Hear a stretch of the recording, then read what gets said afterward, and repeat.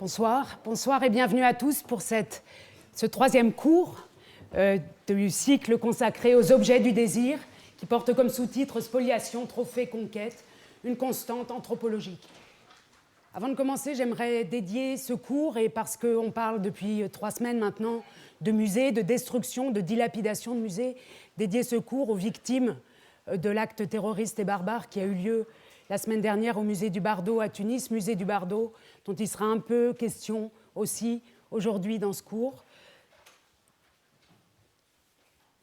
J'y tenais beaucoup, et j'y tenais d'autant plus que les déplacements patrimoniaux ne sont pas des destructions patrimoniales. On y reviendra. Comme je l'ai fait les 2 fois précédentes, je vais résumer les épisodes précédents pour ceux qui n'auraient pas pu venir, et puis me lancer donc dans la 3e étape consacrée aujourd'hui à des questions d'argent. Les deux premiers cours s'intitulaient « Le temps long de la mémoire » et « Fécondation esthétique ». Je vais les résumer dans un instant. Le 3e, comme je le disais, est consacré à l'argent des spoliations ou aux questions économiques liées à ces grands déplacements, à ces translocations patrimoniales. Dans un premier temps, il a été d'abord question de terminologie. De quoi on parle, comment on en parle. C'est pourquoi j'avais proposé, plutôt que de dire spoliation, Kunstraub, Beutekunst, spoliazione en italien, d'utiliser le terme de translocation patrimoniale qui a l'avantage de ne pas charrier avec lui des implications idéologiques, historiques et autres. Dans un second temps, intitulé « Le temps long de la mémoire », il avait été question d'objets qui racontaient combien ils avaient attendu longtemps avant d'être restitués, et plus généralement de la question des mémoires des générations lors de pertes d'objets. Pertes d'objets liées à des douleurs fantômes, ça avait été le 3e temps de la première leçon. Douleurs fantômes liées à l'absence ou à la présence de l'absence d'œuvres dans des contextes historiques différents. Et puis j'avais fini en posant la question des musées impassibles, c'est-à-dire de la manière dont les musées aujourd'hui peut-être avaient trop l'impression que leur possession était naturelle et qu'ils n'avaient plus besoin, ces musées, d'expliquer pourquoi ils étaient là et pourquoi peut-être à certaines époques de leur histoire ils avaient accumulé ce patrimoine et ce capital symbolique. La 2e leçon, intitulée « Fécondation esthétique », s'occupait des objets. Dans la première, j'avais adopté le point de vue des victimes, de celles qui avaient été dépossédées, de celles qui souffraient. Dans le 2e temps, il avait été question d'objets qui, transposés dans d'autres cultures, partant d'une culture d'accueil, d'une culture source à une culture d'accueil, provoquaient quelque chose là où ils arrivaient. Le premier exemple était lié à l'art dit primitif allemand, quand il est arrivé à Paris autour de 1800, qui a pu inspirer à Paris des romantiques allemands qui n'avaient pas vu ces tableaux chez eux alors, mais qui avaient pu les voir au musée Napoléon. Le 2e exemple était tiré des années 1900 et de l'histoire allemande, de l'histoire de l'égyptologie allemande, avec l'arrivée à Berlin en 1913 des fouilles d'Amarna. Vous voyez ici Aménophis que s'était approprié toute une génération d'Allemands autour de 1913, notamment les avant-gardes. Je vous montre ici Rainer Maria Rilke, qui s'est identifié, comme tant d'autres, complètement à la culture d'Amarna. Et le dernier exemple était tiré de notre époque. Il partait de la spoliation du palais d'été par les troupes britanniques et françaises en 1860 et à la vente d'un des objets transportés à l'époque en Europe, cette tête de rat qui a été vendue, comme vous le savez, en 2009 et qui a fait l'objet en Chine et en Europe et dans le monde d'un immense débat sur la restitution, débat que l'artiste chinois contemporain dissident Ai Weiwei a transformé en une œuvre d'art, une œuvre d'art conceptuelle, une exposition en plein air. C'était donc la 2e séance, les objets. Et maintenant, la 3e séance est consacrée à l'argent, aux questions économiques liées à ces déplacements.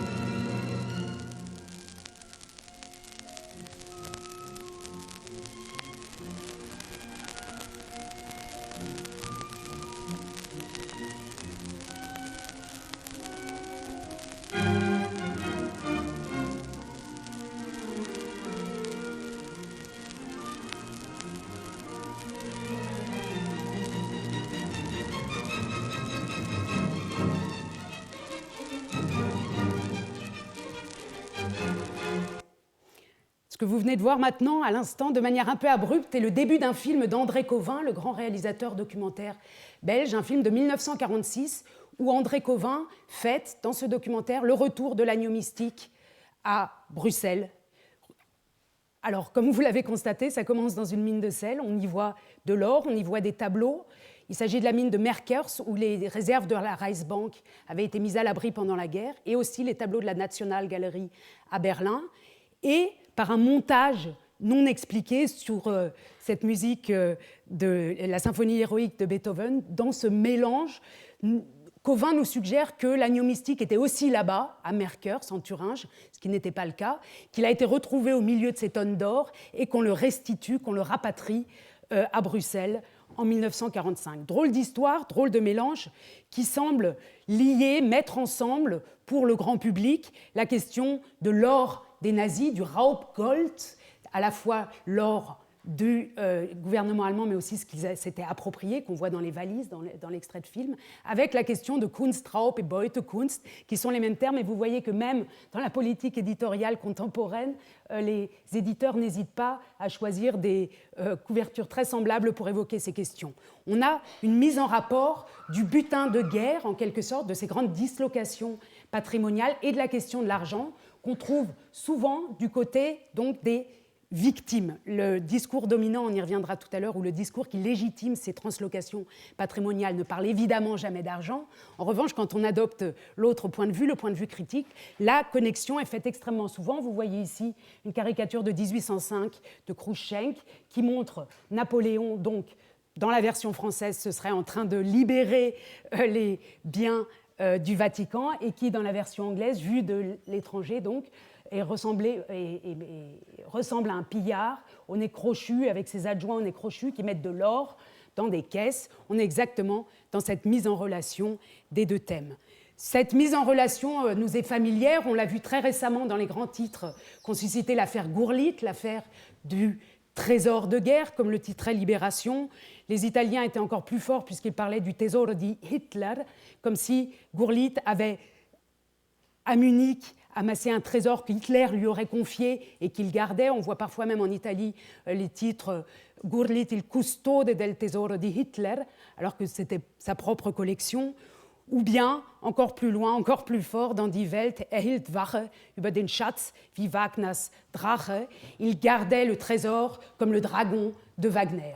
On est dans la mythologie du Rheingold, des Nibelungen, du trésor à sauver, avec ce gardien, ce fils d'un collectionneur et d'un marchand du Troisième Reich, qui serait représenté comme une figure mythologique, mythique.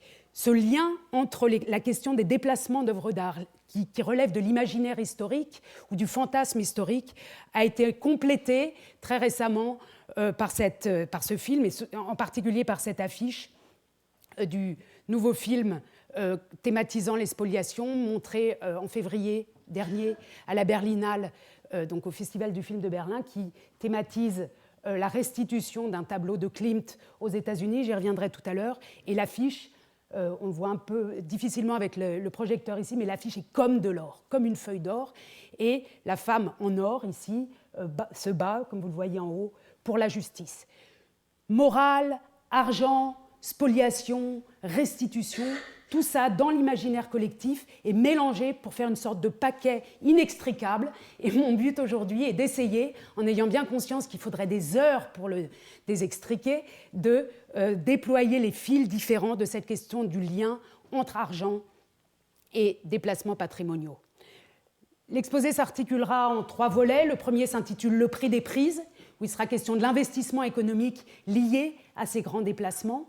Le second s'intitule « Estimer l'inestimable », où se posera la question du prix des œuvres saisies, donc gratuitement, qui viennent augmenter gratuitement un patrimoine donné, mais qui, quand elles arrivent dans leur lieu de destination, prennent un prix ou non, et comment on fait pour estimer ces œuvres, ces chefs-d'œuvre inestimables. Et le troisième volet s'appelle, c'est une citation d'un journal, d'un quotidien allemand de 2006, « Moral und Millionen », où il sera question du rapport entre les restitutions des biens juifs et la question des représentations de l'argent dans ces discussions. Et puis pour commencer, je voudrais rappeler, dans un tout petit premier volet qui s'intitule « Pour l'amour de l'art », comment ceux qui pratiquent, les prédateurs, ceux qui pratiquent ces grands de confiscation, comment eux justifient leur prise. Évidemment, il n'est jamais question d'un capital qu'on s'approprierait. Les discours légitimatifs portent toujours sur d'autres questions.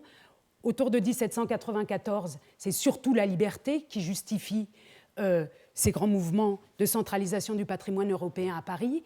L'art de la liberté doit être concentré au pays de la liberté. Je vous montre ici l'un des textes déterminants ou fondateurs de la théorie du patrimoine libéré française, un texte de 1794 prononcé par Jacques-Louis Barbier dans la salle des machines des Tuileries, qu'on voit esquisser derrière. C'était l'endroit où siégeait la Convention, qui était, puisqu'elle était aux Tuileries, détruite en 1871. Jean-Luc Barbier, donc, s'adresse à la Convention quelques jours après les premières saisies opérées en Belgique, en 1794. Les ouvrages immortels que nous ont laissés les pinceaux de Rubens, de Van Dyck et des autres fondateurs de l'école flamande ne sont plus dans une terre étrangère. Réunis avec soin par les ordres des représentants du peuple, ils sont aujourd'hui déposés dans la patrie des arts et du génie, dans la patrie de la liberté et de l'égalité sainte dans la République française. C'est là, c'est au Musée national que désormais l'étranger viendra s'instruire. L'homme sensible y viendra verser des larmes devant les productions des siècles passés. Et l'artiste décoré du feu du génie y viendra puiser des modèles que son mâle pinceau, libre des chaînes du despotisme, pourra peut-être surpasser. On est très très loin de questions d'argent, vous le voyez, mais bien dans des idéaux qui dépassent complètement la question de l'augmentation des collections nationales. Si on se projette au XXe siècle et qu'on regarde comment, par exemple, l'Union soviétique a justifié pour le grand public, pour l'opinion publique, l'emballage et le déménagement des collections de Dresde et de Berlin à Moscou, on est dans une même logique. Là, c'est la beauté, l'amour de la beauté, les larmes, l'émotion patrimoniale qui justifie le mouvement. Allez.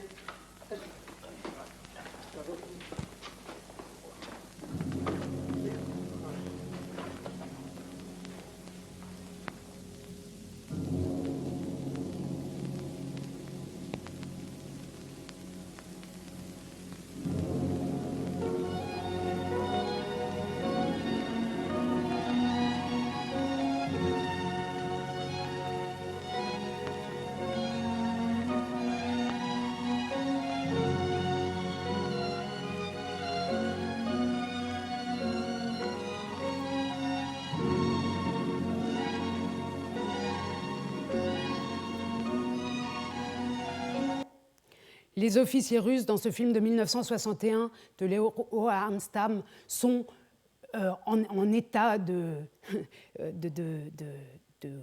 contemplation maximum, dans un état sacré devant la Madone Sixtine qui avait été acquise en 1745 pour Dresde. Et au moment de l'emporter à Moscou, ils sont saisis d'une grande émotion, soulignée par la musique de Shostakovich dans ce film qui se met à devenir de plus en plus forte. Je vous ai épargné les scènes suivantes. Et cette émotion patrimoniale, le fait que les Russes, les officiers soviétiques soient tant saisis par cette œuvre justifie qu'elle parte à Moscou. Là encore, il n'est pas du tout question d'amasser un trophée, un capital réel qu'on pourrait ensuite utiliser comme monnaie de rechange.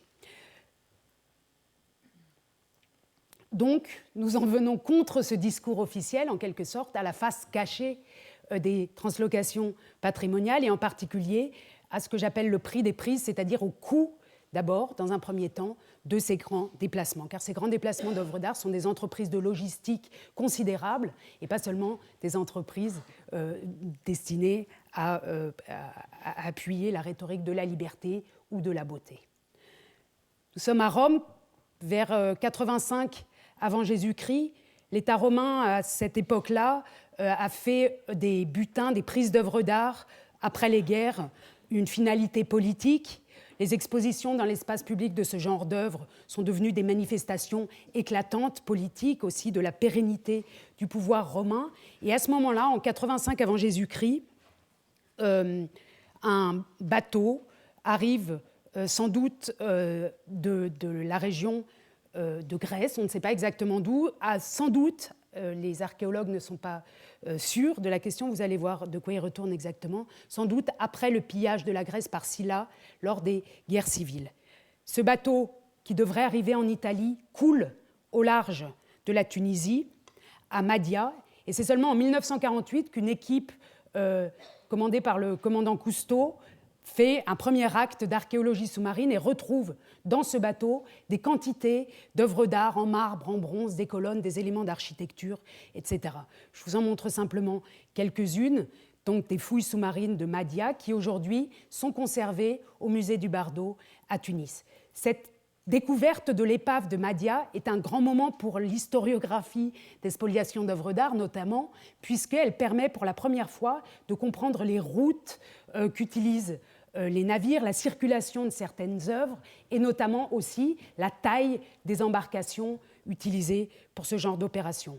Les fouilles de Mahdia ont donné l'occasion notamment récemment à une grande exposition où une grande partie du catalogue est consacrée à Kunstraub und Kunsthandel dans la Grèce antique, donc au vol d'œuvres d'art et au marché de l'art, au lien très étroit entre l'un et l'autre, puisque, et c'est la thèse de plusieurs archéologues, en fait le marché de l'art antique naît de ces grands déplacements patrimoniaux, de ces spoliations, de ces appropriations du patrimoine grec. Alors l'un des grands enjeux de cette fouille a été la reconstitution du bateau, un immense navire extrêmement coûteux. Avec ça, on comprend, et les archéologues nous expliquent, que le déplacement de ces œuvres d'art était une entreprise qui engageait aussi beaucoup de fonds et qui n'est pas une chose qui se fait facilement. Si on saute les siècles et qu'on arrive autour des années 1800, on voit qu'aussi la campagne d'Italie, les campagnes de Belgique, les campagnes d'Allemagne opérées par la Révolution et l'Empire apportent ou accordent une extrême attention d'abord aux chariots qui ont transporté les œuvres d'art au-delà des Alpes. Donc vous voyez ici par exemple un chariot qui a servi au transport des tableaux d'Italie, un chariot patenté en quelque sorte avec un système de ressorts ou de ressorts spéciaux pour éviter les vibrations trop grandes. On est très bien informé aussi des investissements qui ont dû être faits, notamment, par exemple, pour détacher des fresques des murs. Vous voyez ici la déposition de croix de Daniele da Volterra, qui a été peinte en 1545 pour la chapelle Orsini de l'église de la Trinité des Monts à Rome, et que la France a voulu détacher du mur. On a tous les dossiers sur cette question aux Archives nationales dans la série O de 839. Vous voyez ici, par exemple, sur le budget de 1809, une somme de 6 000 francs allouée et qui porte le titre « Fresque de Daniel de Volterra, état de proposition de paiement à compte délivré à l'artiste Palmaroli, chargé d'enlever de dessus le mur la descente de croix peinte par Daniel de Volterra. » C'était une affaire qui roulait déjà depuis 10 ans, 1809. Ça fait 10 ans que la France essayait de détacher correctement cette fresque. Vous savez que ce n'est pas la seule fresque qui a été emportée en France. Elle a été détachée, ça a duré encore jusqu'en 1910. Elle a été finalement détachée, mais les Italiens ont réussi à ne pas la faire emporter en expliquant qu'elle était certes, elle n'était plus sur le mur, mais qu'elle était extrêmement fragile et qu'on ne pourrait pas la déplacer. Énorme investissement, donc en argent, d'une part, mais aussi en expertise de différents artistes impliqués dans ces opérations. Il ne faut pas imaginer que les translocations, les transpositions patrimoniales se font hors du monde du marché de l'art, hors du monde des arts en général. Les acteurs qui agissent ici sont souvent les mêmes, Palmaroli, sont souvent les mêmes qui par ailleurs agissent dans le marché de l'art. Et d'ailleurs, la question des collaborations avec l'ennemi serait une question qui pourrait nous occuper aussi et qui est centrale. Autre preuve du grand investissement que le dépouillement des collections européennes par la France autour de 1800 a induit. Vous voyez qu'après, non seulement en amont, pour détacher les œuvres, il faut payer, investir des sommes, il le faut pour les transporter, mais il faut aussi des sommes considérables ensuite à l'arrivée des œuvres pour les mettre en état. Je vous montre ici un fonds de 30 000 francs. 30 000 francs, c'est à peu près un tiers du prix de la Joconde à l'époque, pour la restauration des tableaux statues de la conquête de 1806 et du quadrige de Berlin. C'est seulement un appel de fonds. On en a beaucoup, et d'ailleurs, ça vaudrait sans doute la peine de faire une somme, de tenir le livre et de faire une somme de toutes les dépenses engagées par la France pour concentrer à Paris ce capital donc très symbolique, mais qui aussi, vous allez le voir ensuite, un capital bien réel. Si on se projette encore dans la continuité historique au XXe siècle, on voit que le Einsatzstab de Rosenberg, ce qu'on appelle en France de l'abréviation allemande le ERR, c'est-à-dire l'équipe d'intervention de Rosenberg qui s'occupait dans l'Europe entière des confiscations de biens, y compris pour non seulement, mais aussi pour le musée de Linz. Vous voyez que cet organisme, avec ses filiales réparties dans toute l'Europe, son personnel très important, ses déplacements constants, a aussi été une machine qui avait besoin de budget et qui en a utilisé de très nombreux. Donc d'abord, l'appareil de spoliation est un appareil qui consomme de l'argent, et par ailleurs, les œuvres spoliées ne passent pas toujours et directement des collections où elles étaient spoliées aux destinataires, aux spoliateurs, mais elles passent en particulier au XXe siècle par le marché de l'art. Je vous montre ici une double page du livre de comptes de Gurlitt, donc le fameux Gurlitt qui a été évoqué au début du cours. Donc Hildebrandt, Cornelius Gurlitt, c'est le fils qui avait dans ses papiers confisqué les livres de comptes de son père Hildebrandt. Et là, alors, tels qu'ils ont été mis maintenant en ligne par l'Allemagne, et si on zoome, on le voit mal ici, mais on voit que des sommes considérables sont mises en œuvre pour faire passer des œuvres. Ici, on voit écrit Paris. Tout ça, c'est une double page qui montre des œuvres saisies à Paris, achetées sur le marché parisien et revendues. On voit les sommes ici, notamment pour le musée de Linz. C'est difficile à lire sur ce document, mais là encore, le marché de l'art, donc depuis l'Antiquité, mais jusqu'à nos jours, et on l'a vu avec les déprédations et les destructions opérées en Syrie, le marché de l'art est toujours lié à la question des déplacements d'œuvres d'art, qu'elles soient détruites ou non, ou qu'elles soient simplement déplacées. On ne peut pas opérer une séparation fine entre les deux. Un bel exemple de ce lien entre l'argent investi pour obtenir la beauté, en quelque sorte, est cette caricature à nouveau de Cruikshank de 1816, où on voit le gouvernement britannique, ici, essayer de convaincre John Bull, c'est-à-dire l'allégorie ou l'incarnation du britannique lambda, d'acheter ces belles sculptures rapportées par Lord Elgin d'Athènes. Alors le gouvernement britannique dit elles sont en très bon état, c'est des cailloux, des pierres en très bon état, ça ne coûte que 35 000 livres, et quand vous voyez ça, il ne faut évidemment pas penser à acheter du pain, c'est ces pierres qu'il faut acheter. On voit les enfants de John Bull qui crient là « Non papa, non, n'achète pas de pierres, achète-nous du pain, achète-nous du pain », et John Bull lui-même qui se demande pourquoi, alors que les Elgin a obtenu tout ça gratuitement, pourquoi il fallait maintenant investir 35 000 livres juste pour l'emballage et le transport. La question qui est posée ici est la question donc de l'arrivée, de l'achat par une collection nationale, dans le cas échéant, dans le cas présent, l'achat par une collection de quelque chose qui n'a rien coûté au départ, qu'on s'est approprié, mais les coûts se sont faits ensuite pour le déplacement. Alors cette question, et ce sera mon dernier point dans cette première partie, on y trouve aussi des éléments de réponse dès l'Antiquité. Je retourne avec vous dans la Rome antique et je regarde dans le livre 35 de l'histoire naturelle de Pline, cette première histoire de l'art, ou cette source très précise et précieuse pour l'histoire de l'art à l'époque, dans l'Antiquité. Pline nous explique que le premier à avoir montré des peintures étrangères à Rome est Mummius, Lucius Mummius, et on va voir comment il explique cette mise en public d'une peinture étrangère. Le premier à Rome à conférer une valeur officielle à des tableaux étrangers fut Lucius Mummius.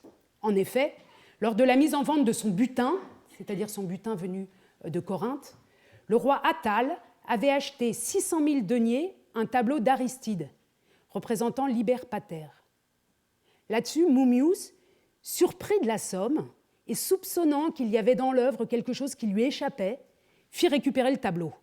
Malgré les vigoureuses protestations d'Attale, et l'exposa dans le sanctuaire de Cérès.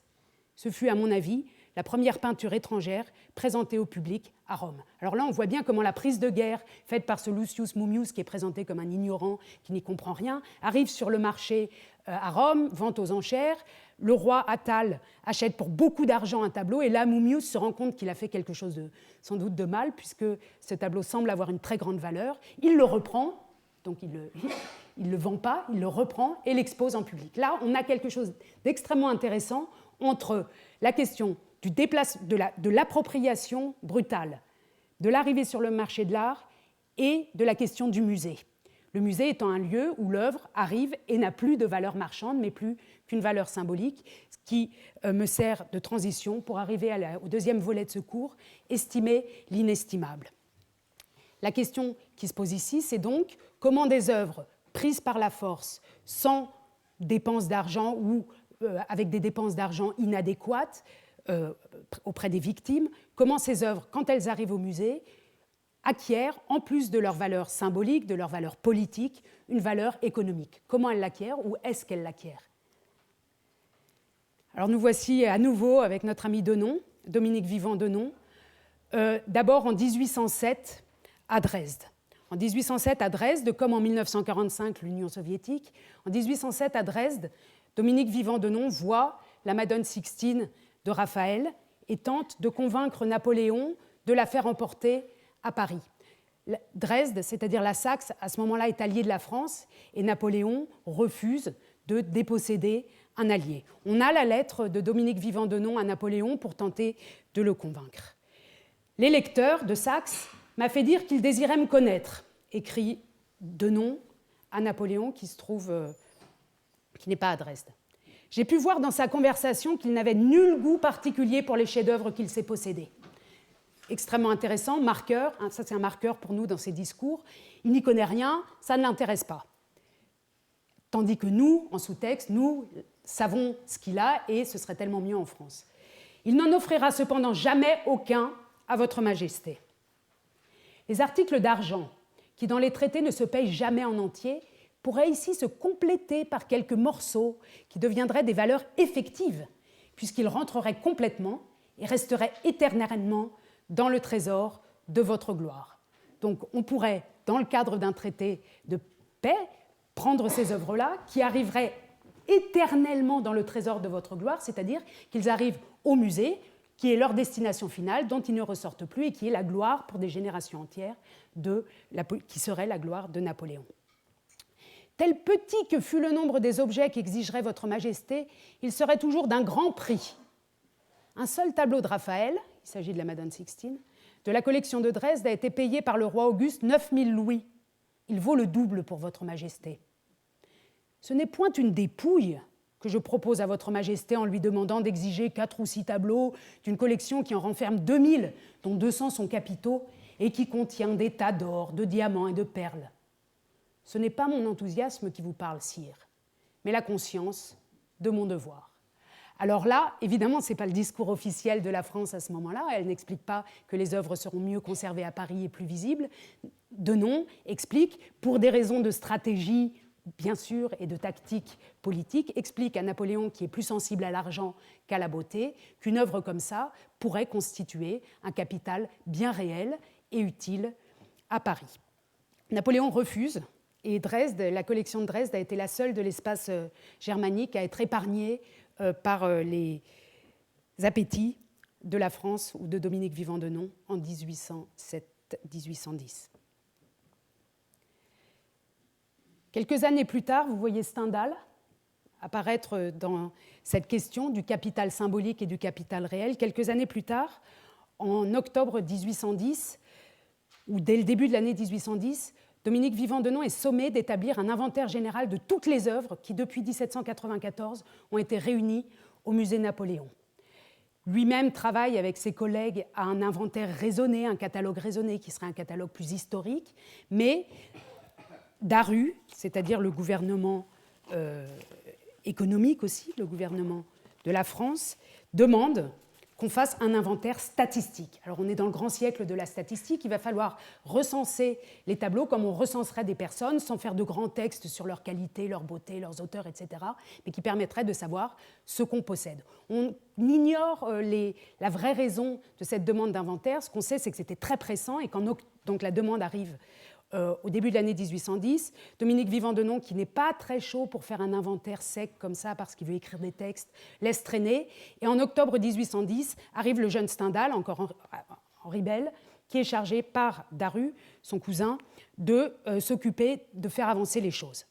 Alors, à ce moment-là, il écrit, il faut que je la cherche, excusez-moi, il écrit à Dominique Vivant-Denon une lettre qui a été conservée jusqu'à il y a quelques semaines aux archives du Louvre, qui sont en train d'être déménagées à Pierrefitte, comme vous le savez, transposition patrimoniale, et qui ne seront qu'accessibles à nouveau à la mi-avril. Donc je lis la lettre ici, je n'ai pas pu, hélas, la reproduire. Stendhal écrit à Denon, « Avec ce nouvel inventaire, nous pourrons décrire en une ligne un tableau quelconque, si beau qu'il soit, même la transfiguration. Notre travail n'aura pas la beauté pittoresque, mais il aura la beauté administrative, la clarté et la brièveté. » Alors cet inventaire clair et bref, le voici. D'ailleurs, la lettre de Stendhal est accompagnée d'un modèle de cet inventaire.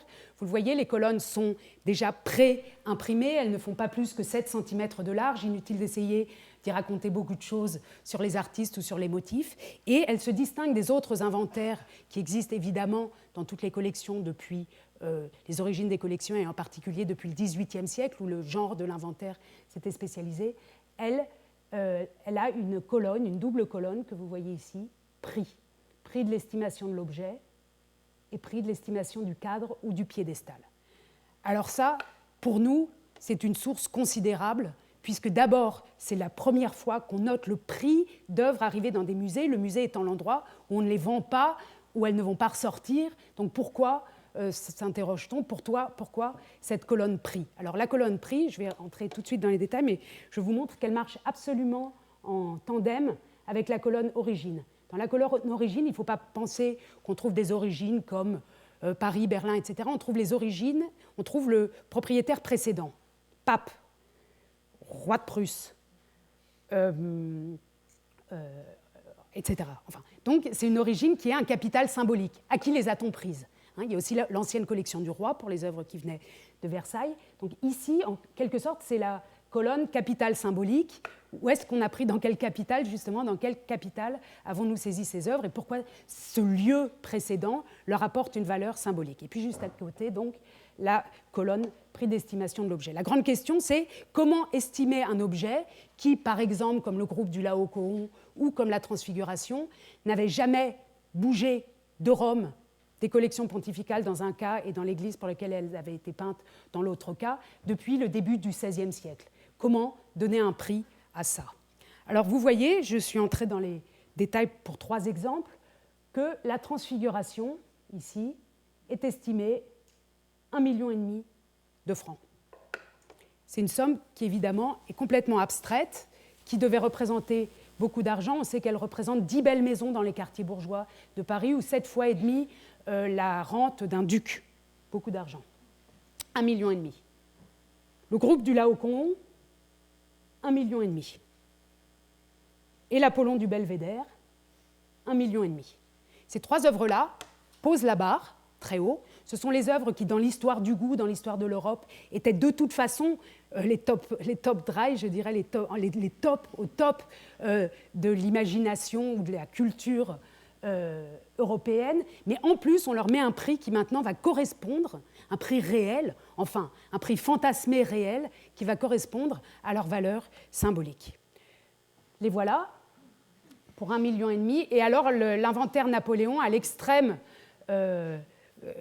qualité de nous permettre de descendre l'échelle des prix jusqu'à 1 franc et, en quelque sorte, de nous donner en somme chiffrée quelque chose qui est l'histoire du goût de l'époque. Plutôt que de lire beaucoup sur l'histoire du goût, de lire des critiques d'art, etc. Il suffit de lire la liste de prix. Et si on la mettait sur une base de données, par exemple, qui serait un joli projet, on aurait tout de suite une espèce d'échelle des valeurs. Je me suis amusée pour vous, alors pardonnez-moi, c'est ludique, mais il me semble que ça raconte tout de même des choses, à faire ce jeu pour quelques œuvres. 1,5 million, ce sont simplement ces trois-là. Les noces de Cana, que nous avions déjà évoquées au premier cours, remportent 1 million. La descente, le premier tableau flamand, donc d'abord c'est l'Antiquité et la Renaissance italienne qui est tout en haut du tableau, j'allais dire du tableau de chasse presque. Puis les premières œuvres flamandes et hollandaises apparaissent à la jauge de 600 000 francs avec la descente de croix saisie à Anvers de Rubens, saisie en 1794. Le retable du jugement dernier de Memling, que nous avions évoqué la dernière fois, je l'ai choisi parce qu'il nous est familier, n'est taxé qu'à 60 000 francs. Et si on s'amusait à compléter la pyramide, on aurait, alors, en plus des œuvres que je viens de citer, dans une fourchette allant entre 1 million et 500 000 francs, la Madone de Foligno de Raphaël et à peu près tout l'œuvre de Raphaël, d'autres Rubens, la Diane de Versailles, le Saint-Jérôme du Corrège, il est où il est là, à 1 million. Et puis on peut descendre les deux statues de fleuve à 700 000 et 500 000, alors le Nil et le Tibre. Et puis ça continue. À 100 000, on trouve les panneaux centraux de l'agneau mystique, la Dorante de Berlin et les esclaves de Michel-Ange. La Joconde apparaît à 90 000. Et on pourrait faire défiler tout ça jusque tout en bas, tout en bas, tout en bas, avec des petits bronzes saisis dans la collection Bellori à Berlin, dans la Kunstkammer du roi de Prusse, taxés 200 francs. Comment dire de manière plus claire que le capital symbolique et politique réuni au musée Napoléon est aussi, et peut-être avant tout, un capital bien réel et que la France a manifestement intérêt à savoir combien d'argent représente, et là j'utilise le terme avec toute la prudence requise, mais ce trésor réuni au centre de Paris. Troisième et dernière partie, Moral und Millionen. Vous avez vu, en tout cas j'ai essayé de montrer que le lien entre prise, transport et appropriation par des collections nationales est le lien où se joue la question du capital. On prend sans payer, on déplace à grands frais et on dispose ensuite d'un capital éventuellement considérable. C'est là que les choses se jouent et elles se jouent de cette manière particulière parce que le musée, dans la tradition des musées depuis le XVIIIe siècle ou plus tard en tout cas, est un lieu de l'inaliénabilité, un lieu dont les œuvres ne ressortent plus. Donc elles ont une valeur, mais une fois qu'elles ont cette valeur, elles ne vont pas être revendues ou ressortir. C'est une valeur nommée. Les choses sont tout à fait différentes quand les œuvres ne retournent pas au musée ou ne vont pas au musée, mais se retrouvent sur le marché de l'art. Sur le marché qui n'est pas forcément un lieu de visibilité ou qui est un lieu de visibilité provisoire et qui est un lieu de circulation. L'œuvre est sur le marché, elle disparaît peut-être pendant quelque temps, elle y retourne.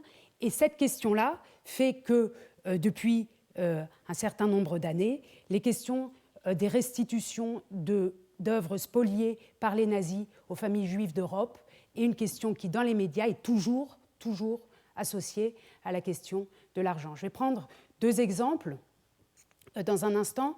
Je voudrais peut-être, en rappelant cette lettre de Dominique Vivant-Denon à Napoléon, redire qu'évidemment, il y a que le discours qu'on porte sur cet objet des translocations patrimoniales est toujours un discours qu'il faut remettre en contexte. Denon, quand il s'adresse à Napoléon pour le convaincre, parle d'argent. Denon, quand il s'adresse à son public, parle de beauté. Je le dis parce qu'évidemment, quand nous parlons aujourd'hui de la restitution de biens spoliés à des familles juives, nous sommes dans un contexte de marché, donc on parle d'argent. Personne ne demande, ou très rarement, aux gens de parler de beauté dans ces cas-là. Donc forcément, comme on parle d'argent, l'argent paraît dominant, paraît central dans ces questions. Je l'ai dit en prélude, et je vais essayer d'expliquer ce que je veux dire par là.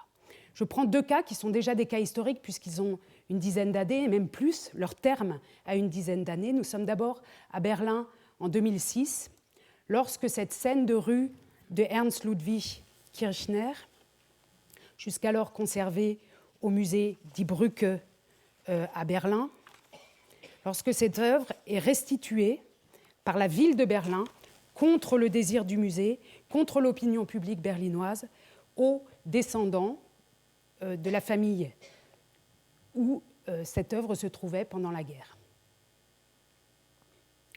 Le Kirchner part aux États-Unis, va être remis sur le marché et part aux États-Unis. Je n'entre pas dans les détails de provenance qui sont toujours et comme toujours très compliqués. Il faut rentrer dans les détails pour comprendre tout ça. Croyez-moi simplement que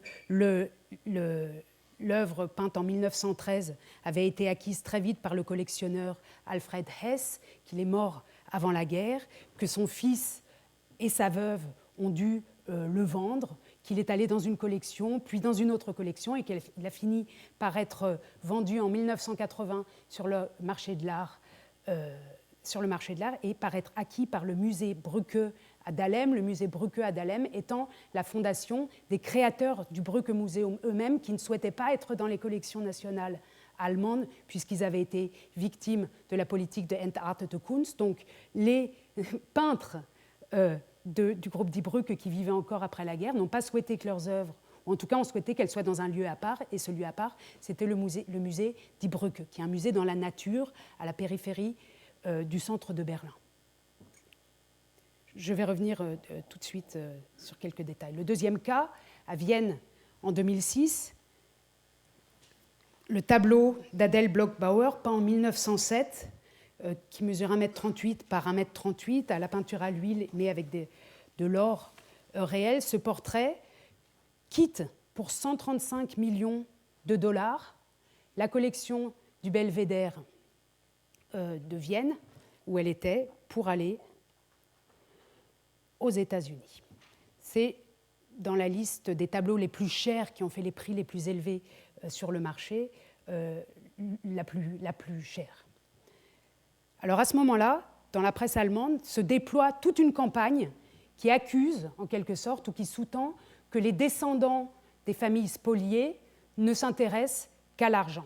Moral und Millionen, la morale et les millions, titre le Spiegel, vous voyez, on voit le tableau là dans l'extrait que je vous montre, et le sous-titre explique que des descendants juifs veulent récupérer des œuvres. Es geht späte Gerechtigkeit, il s'agit de rendre justice tardivement, et puis dans la même phrase, aber auch sehr viel Geld. Il s'agit de justice, mais aussi de beaucoup d'argent. Nun lädt der Kulturstaatsminister zum Krisengipfel ins Kanzleramt.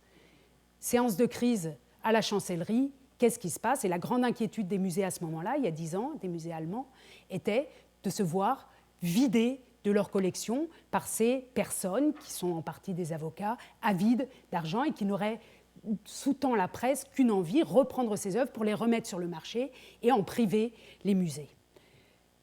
D'autres articles font frémir. Man sagt Holocaust und man meint Geld. On dit Holocauste, mais on veut dire argent.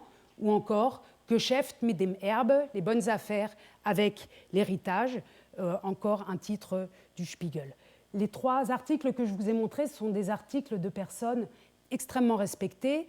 Le directeur du musée actuellement du V&A à Londres, Martin Roth, qui était alors directeur des collections de Dresde. Le précédent avec Holocaust et Geld était de Bernd Schulz, le directeur de la Villa Griesebach, qui s'est beaucoup engagé à Berlin pour la mémoire des mécènes juifs qui ont soutenu les collections de Berlin. Alors, on comprend mal comment s'articule, ou comment a pu, il y a une dizaine d'années, je pense que de tels articles ne paraîtraient plus aujourd'hui, comment a pu sortir une telle focalisation sur cette question de descendants qui n'auraient pour intérêt que l'argent. On se pose la question d'autant plus que manifestement, depuis le début de l'histoire des translocations patrimoniales, l'argent a toujours joué un rôle central, que ce soit caché, comme dans le cas par exemple de la France autour de 1800, ou que ce soit ouvert pour des raisons médiatiques et économiques comme aujourd'hui.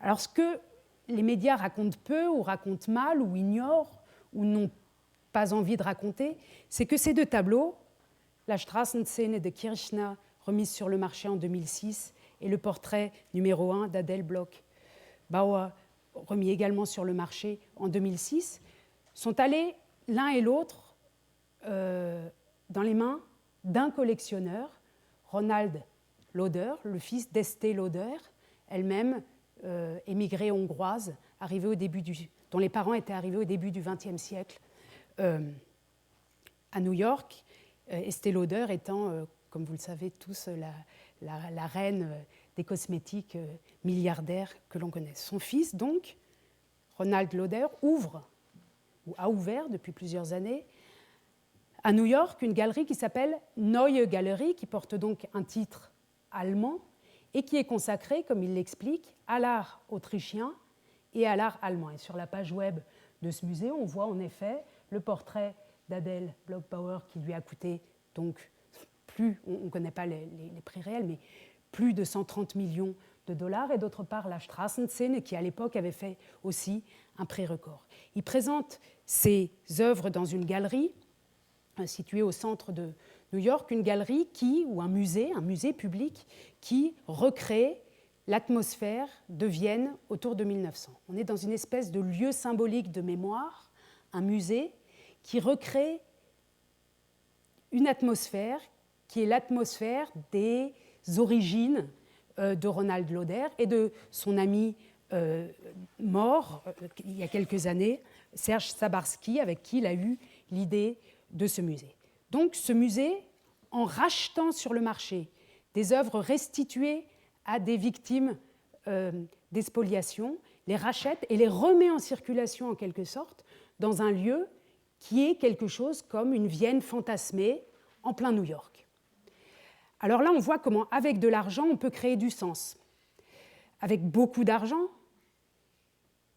et recréer à New York quelque chose qui redonne une vie, qui redonne un cadre, qui redonne peut-être un sens à ces objets, tirés de la collection de Dahlem, où elle avait été pourtant légitimement achetée, de la Brücke Museum, et du Belvédère, qu'il avait reçu en partage et qui n'avait aucune intention de s'en séparer. Ces œuvres ne sont pas invisibles, elles continuent d'être visibles.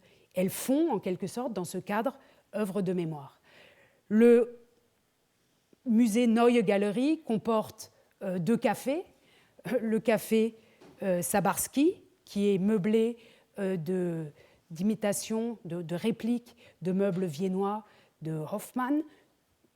Et puis le café Fledermaus, qui est inspiré d'un célèbre cabaret viennois des années 1900, décoré par tout ce que le Wiener Stil des années 1900 avait d'esprit créatif. Vous voyez ici une photo historique du café Fledermaus à Vienne et une photo ici du café Fledermaus à l'intérieur de la Neue Galerie de New York, où ici la mémoire de Klimt est aussi, qui est dans la maison, donc, dont les œuvres sont exposées dans ce musée, est aussi sous forme d'affiches derrière. Alors, l'idée dans cette histoire que je tente de vous raconter, c'est que tout est très compliqué et qu'on ne peut pas simplement, en arguant que le capital mondial, essaye de soustraire des œuvres au musée, on ne peut pas simplement voir les choses s'arrêter là. La reconstitution de cette Vienne fantasmée avec des vrais originaux tirés des collections européennes, reprises sur le marché après des restitutions des collections européennes, mime en quelque sorte l'émigration de millions de personnes pendant la Deuxième Guerre mondiale. Elle la rejoue avec des œuvres d'art 70 ans ou 80 ans plus tard. C'est extrêmement compliqué et le message principal dans toutes ces questions, et même quand on parle de l'Antiquité, c'est la prudence. La prudence et la sensibilité à ces questions mémorielles, à ces questions de capital symbolique, d'imaginaire collectif, d'imaginaire historique, qui sont extrêmement mêlées aux œuvres d'art, qui évidemment ne sont jamais seulement du capital brut, mais sont aussi et toujours du capital affectif. Je vous montre juste pour le préciser que la Neue Galerie insiste beaucoup dans son profil sur le fait que la question des provenances est extrêmement importante. C'est la deuxième rubrique dans la prise de position des directeurs du musée. Et vous voyez qu'en effet, quand on regarde la base de données des œuvres, la provenance exacte de ces œuvres est bien précisée. Et c'est en quelque sorte on pourrait comprendre ça comme une tentative de montrer ce que serait le musée idéal qui est transparent sur l'origine de ces œuvres. Cette base de données, dans sa précision, est évidemment très en avance sur tout ce que les musées publics, allemands notamment, peuvent donner comme transparence sur la provenance de leurs œuvres. Et je l'avais déjà dit lors du premier cours, mais cette question de la transparence sur les provenances, qu'il s'agisse d'œuvres qui ont circulé pendant la Deuxième Guerre mondiale ou d'œuvres venues pendant la période coloniale, cette question de la transparence sur les provenances est cruciale si on veut, quand on est un musée, contribuer à faire qu'on comprenne, que l'opinion publique comprenne pourquoi ces œuvres sont là et pourquoi peut-être il est légitime qu'elles restent là où elles sont. Pour finir, permettez-moi de citer un petit conte qui vient de paraître d'Arnaud Bertina, intitulé « Des lions comme des danseuses », paru aux éditions La Contralée, dans la collection Fiction d'Europe. J'ai ouvert la première page, et je voudrais vous la lire rapidement, sur les intentions de la collection Fiction d'Europe, qui est née d'une rencontre entre la maison d'édition La Contralée et la Maison européenne des sciences de l'homme et de la société. Désireuse de réfléchir ensemble au devenir de l'Europe, La Contralée et la MESHS proposent des récits de fiction et de prospective sur les fondations et refondations européennes. Récits de fiction et de prospective, c'est exactement ce que fait Arnaud Bertina dans ce petit conte de science-fiction qui commence en 2016. En 2016, en effet, le roi de Bangoulap, un village du pays Bamileke, dans l'est du Cameroun, intente une procédure contre le musée du Quai Branly et demande, dans une lettre très bien écrite, en français africain parfait, que les ressortissants du pays Bamileke revendiquent l'accès libre et gratuit au musée du Quai Branly pour que les ressortissants du pays Bamileke puissent aller voir leurs œuvres. La lettre n'est pas considérée, il la renvoie un an après, tout à fait aussi poli, en expliquant, on est maintenant déjà presque en 2017, que si le musée du Quai Branly n'autorise pas l'accès gratuit, le pays Bamileke va demander la restitution de 3 œuvres. Branle-bas de Kamba au Quai Branly, on accepte tout de suite que les Bamileke aient accès gratuit aux collections du Quai Branly. Les Camerounais, étonnés de ce succès, continuent. Ils appellent ça un chantage à la restitution et ils écrivent une nouvelle lettre un an plus tard où ils demandent que tous les Camerounais aient accès aux expositions provisoires où sont montrées des œuvres bamileke et camerounaises, etc. On accepte. Alors, comme ça marche aussi bien, les Camerounais demandent qu'à partir de maintenant, tous les Camerounais aient droit à un visa gratuit pour aller partout en Europe voir les œuvres bamileke qu'ils voudraient voir. Les Italiens se mettent très en colère, on est en 2018, et expliquent que puisque c'est comme ça, et je cite le livre « Chers messieurs du Louvre », puisque c'est ainsi, les Italiens revendiquent, réclament, dans toute l'Europe, que les collections où il y a des tableaux italiens soient ouvertes gratuitement à tous les Italiens.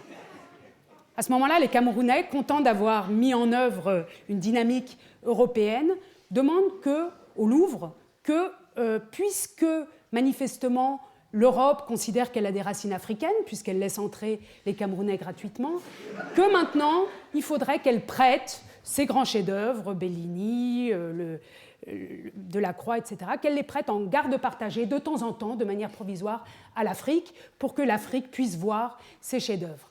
2 conservateurs du Louvre tombent dans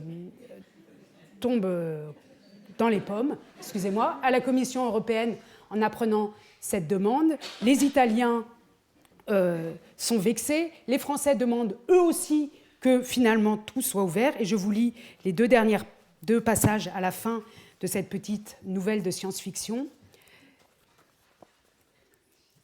Page 55. On ne savait plus qui réclamait quoi, ni qui était avec ou contre qui. La colère était unanime. Mais de quoi parlait-on ?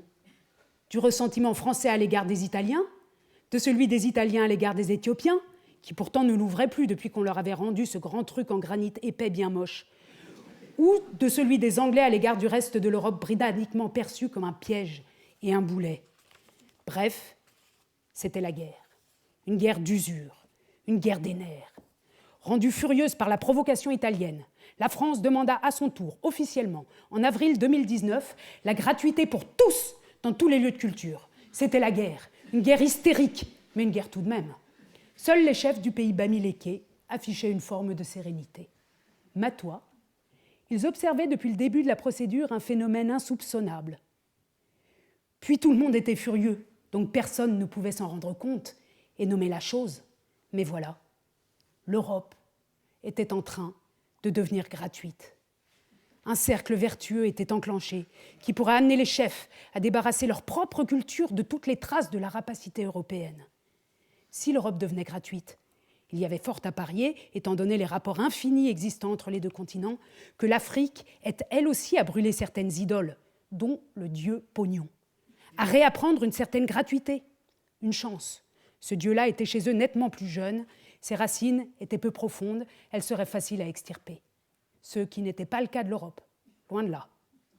Mais pour lent qu'il soit, le processus semblait irréversible. Elle était en train de devenir gratuite, et c'était vertigineux. Cette gratuité, une certaine ligne de son histoire, en sommeil pendant longtemps, y menait maintenant sans barguigner. Un joli conte qui nous rappelle combien l'accès de tous à ces œuvres, quel que soit le lieu où l'histoire les a menés à un moment de leur histoire, est une condition peut-être pour faire accepter à tous que ces œuvres restent où elles sont et qu'elles soient conservées par les gardiens provisoires de l'humanité à un moment donné pour des œuvres données. Je vous remercie.